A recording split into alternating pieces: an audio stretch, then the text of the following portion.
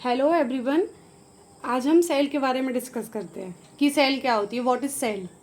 तो cell is the basic unit of life and human body is composed million or billions of the sales.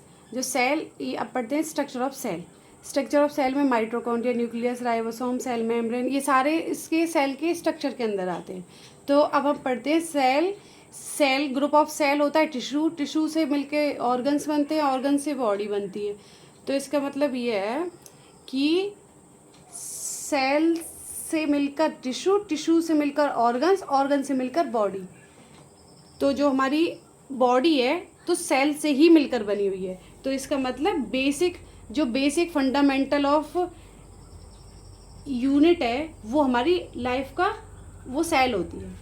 जैसे कि एक building है, building के अंदर बिल्डिंग कैसे बनती है, मतलब उसका वो किससे बनती है, वो हमारी ईंट से बनती है।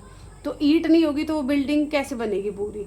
तो इसलिए जैसे इस बिल्डिंग की मेन चीज़ ईंट है, ऐसी हमारी बॉडी की सेल है। ओके, अब हम पढ़ते हैं types of cell. Types of cell होती हैं टू टाइप्स की, एक होती है यूनिसेलुलर, एक मल्टीसेलुलर। जो यूनिसेलुलर होती है वो यूनि मतलब वन, यूनिसेलुलर में मतलब वन सेल होती है, और मल्टी सेलुलर में मल्टी सेल्स होती हैं। जो वो यूनिसेलुलर होती है उसका एग्जांपल होता है अमीबा, और मल्टी सेलुलर का होता है ह्यूमंस। तो अब हम बताते हैं आपको, इनमें जो ये यूनिसेलुलर होती है वो परफॉर्म करती है all the function like any other multi cellular organism. मतलब जो हमारा जो मल्टी सेलुलर में हमारे फंक्शंस हो रहे हैं वो हमारे सेम यूनिसेलुलर में भी होंगे। ठीक है, जैसे कि कौन कौन से फंक्शन होते हैं मल्टी सेलुलर में, रेस्पिरेशन, डाइजेशन, एक्सक्रीशन, रिप्रोडक्शन। तो सेम हमारे इसके अंदर भी होंगे, यूनिसेलुलर के अंदर भी। ठीक है, अब हम पढ़ते हैं शेप्स ऑफ सेल्स के बारे में। तो शेप्स ऑफ सेल होती है वो वेरियस टाइप ऑफ शेप्स होती हैं उसकी। तो राउंड शेप, स्पेरिकल, एलोंगेटेड। अब जो स्पेरिकल होती हैं जैसे RBC, एलोंगेटेड नर्व सेल्स, ये सब हमारी इस शेप ऑफ सेल्स में ही आती हैं। ये मल्टी सेलुलर के अंदर आती हैं, क्योंकि यूनिसेलुलर होती है उसमें हमारी अमीबा होती है जैसे, वो has no definite shape and irregular and keep changing it shape. मतलब कि ये हमारा चेंज करता रहता है अपनी शेप को, कोई डेफिनेट शेप नहीं होती है इसकी। मतलब इसको फूड की नीड होगी तो ये अपनी शेप मतलब दिखेगा उसी की तरह, अपनी शेप को चेंज करता रहता है। देखिए, अब पढ़ते हैं हम साइज ऑफ सेल्स के बारे में। साइज ऑफ सेल होती है वो हमारी बहुत टाइनी इन साइज़ की होती है, मतलब बहुत स्मॉल साइज़ की, दिखती भी नहीं है। अगर हम ऐसे देखेंगे अपनी आंखों से तो हमें सेल दिखेगी ही नहीं। इसको देखने के लिए हमें माइक्रोस्कोप की ज़रूरत होती है, उससे हम सेल को देख सकते हैं।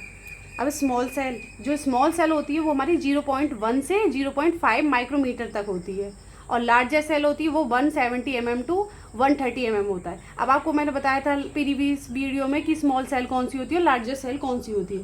तो आपको पता है स्मॉल सेल होती है हमारी माइकोप्लाज्म, और लार्जर सेल होती है वो हमारी होती है ऑस्ट्रिच। अब हम पढ़ते हैं प्रॉपर्टी ऑफ रीजनरेशन।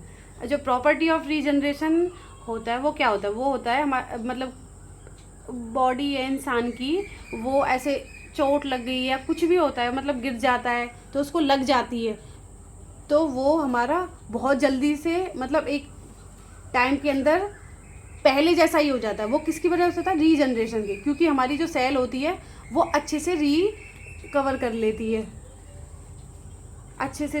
लेती है, और सबसे ज़्यादा कैपेसिटी हमारे लिवर के अंदर होती है रीजनरेशन की। तो मतलब कि लिवर में अगर चोट लग जाएगी तो सबसे पहले वो लिवर ठीक होगा। ओके, अब चलो मैं आपको एक और बात बताती हूँ कि जो एलिफेंट होता है और रैट होता है। एलिफेंट और रैट में हमारा जो नंबर ऑफ सेल्स है वो हमारे एलिफेंट में ज़्यादा होंगे और रैट के अंदर कम होंगे, पर जो उनकी वो साइज़ है साइज़ होगा वो हमारा उनमें बराबर होगा। मतलब कि जैसे एलिफेंट बड़ा है, रैट छोटा है, तो नंबर ऑफ सेल एलिफेंट में ज़्यादा है और रैट में कम है। उससे मतलब नहीं है, पर से जो साइज़ होगा ना वो तो दोनों का बराबर ही होगा। ओके, ठीक है, अब हो गया। और एक बात और, जो ब्रेन होता है उसमें रीजनरेशन की मतलब कैपेसिटी नहीं होती है, वो रीजनरेट नहीं हो पाता है, ब्रेन होता है। Okay, thank you.